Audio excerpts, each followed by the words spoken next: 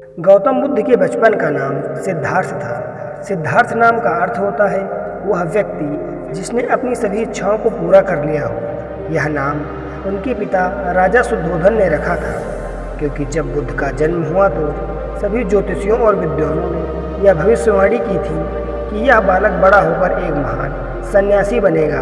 परंतु बुद्ध के पिता राजा शुद्धोधन को यह बात अच्छी नहीं लगी। वे अपने पुत्र को एक महान राजा के रूप में देखना चाहते थे, न कि एक सन्यासी। वे नहीं चाहते थे कि उनका पुत्र फकीरों का जीवन जिए, इसलिए सिद्धार्थ के रहने की व्यवस्था विलासिता से पूर्ण की गई। उन्हें तरह तरह की सुख सुविधाओं में रखा गया, दुख की अनुभूति तक न होने दी। परंतु एक सन्यासी के लक्षण तो बचपन में ही दिख जाता है। वे बचपन में ही शांत और सरल स्वभाव के थे। दया और करुणा तो उनके मन में कूट कूट करके भरी हुई थी। अक्सर सिद्धार्थ एकांत में जाकर ध्यानमग्न रहा करते थे। एक दिन की बात है, सिद्धार्थ अपने उपवन में एक शांत जगह पर ध्यानमग्न थे। तभी एक घायल हंस उनके सामने आ गिरा, जिससे उनका ध्यान भंग हो गया। जब उन्होंने अपनी आंखें खोली तो देखा कि सामने एक सफ़ेद हंस तीर के वार से बुरी तरह घायल होकर तड़प रहा है। उसे देखते ही सिद्धार्थ का मन द्रवित हो उठा और उन्होंने उसे तुरंत उठा लिया। धीरे धीरे वे हंस को सहलाने लगी और फिर पास के सरोवर में जाकर उसका घाव धोकर उसके शरीर से धीरे से तीर को निकाला। तीर निकालते ही वह दर्द से तड़प उठा। तब सिद्धार्थ उसे धीरे से सहलाते हैं और उसके घाव पर पट्टी बांध देते हैं। उसी समय एक ओर से कुछ शोर होता है और उधर से उनका चचेरा भाई देवदत्त आता हुआ दिखाई देता है।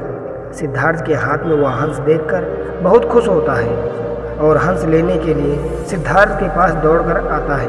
देवदत्त ने कहा, सिद्धार्थ, यह हंस तुम्हारे पास है और मैं इसे कब से इधर उधर ढूंढ रहा था। यह मेरा शिकार है, अब जाकर ये यहाँ मिला है। सिद्धार्थ ने कहा, नहीं देवदत्त, यह हंस मेरा है।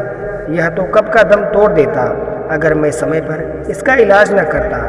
देवदत्त ने कहा, दम तोड़ देता तो क्या, यह तो मेरा शिकार है। मैंने इसे इसीलिए मारा है।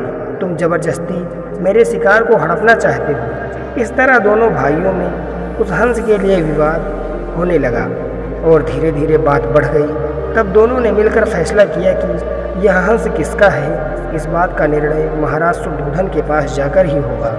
और दोनों भाई राज दरबार में गए। वहाँ उन दोनों भाइयों ने अपना अपना तर्क महाराज के सामने रखा। महाराज शुद्धोधन विचार करके बोले, चूँकि यह हंस देवदत्त का शिकार है, इसलिए इस पर पहला अधिकार देखा जाए तो देवदत्त का है। परंतु सिद्धार्थ ने इसकी जान बचाई है और मारने वाले से बचाने वाला हमेशा बड़ा होता है, इसलिए यह हंस सिद्धार्थ का हुआ। महाराज शुद्धोधन का निर्णय सुनकर सिद्धार्थ की आंखों में एक चमक आ गई और वे उस हंस के शरीर पर धीरे धीरे से अपना हाथ रख सहलाने लगे। और इस प्रकार महात्मा बुद्ध ने एक हंस की जान को देवदत्त के हाथों से बचा लिया। दोस्तों, किसी को मारने वाले से बचाने वाला हमेशा सर्वोपरि होता है। धन्यवाद।